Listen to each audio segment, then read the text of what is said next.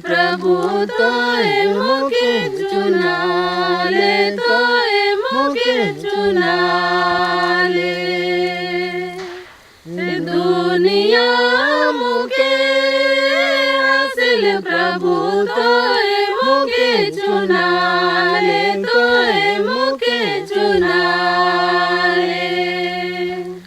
महिमा करके लगिन तोए मुके चुना ले, तोए मुके चुना ले।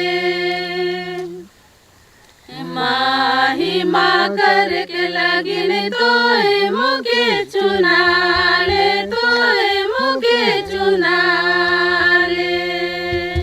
दुनिया मुके हासिल प्रभु तोए मुके चुना ले, तोए मुके चुना ले।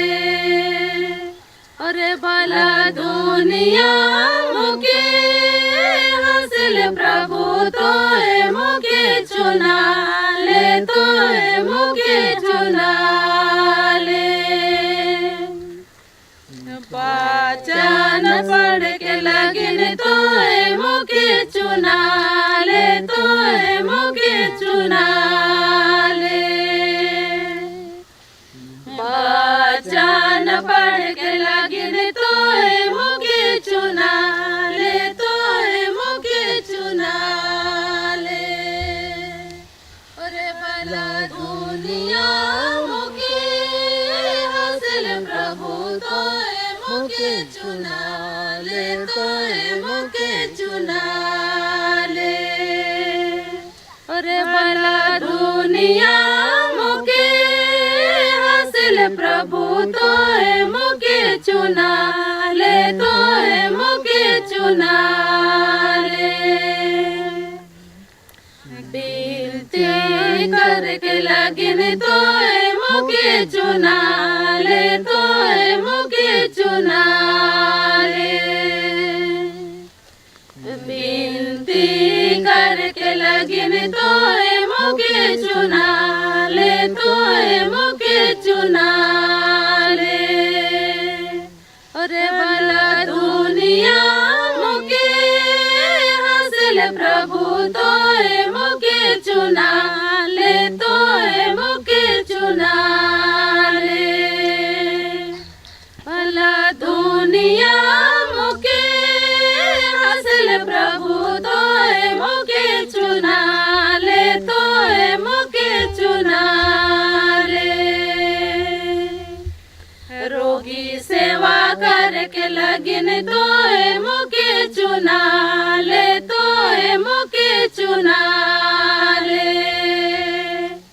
भला रोगी सेवा करके लगिन तोए मुके चुना ले, तोए मुके चुना ले। भला दुनिया मुके हासिल प्रभु तोए मुके चुना ले, तोए मुके चुना ले। भला दुनिया मुके हासिल प्रभु तोए मुके चुना ले, तोए मुके चुना ले। दुनिया मुके हासिल प्रभु तोए मुके चुना ले, तोए मुके चुना ले। गिरजा जाके लगिन तोए मुके चुना ले, तोए मुके चुना ले।